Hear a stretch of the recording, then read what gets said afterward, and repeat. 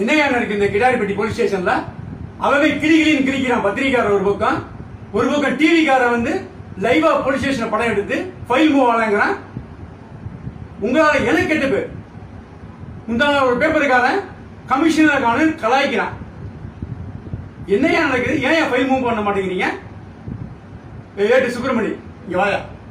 என்னையா இந்த மேல கம்ப்ளைண்ட்? சும்மா சொல்லு, பயப்படாம சொல்லு, நான் பாத்துக்கிறேன். இது வேறையா? இதுதான் ஃபர்ஸ்ட் லாஸ்ட் வார்னிங்க வச்சுக்கோ.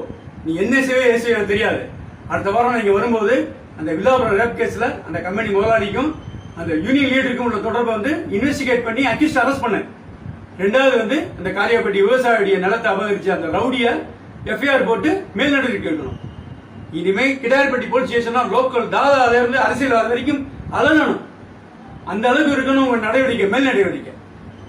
சொல்லிட்டேன்.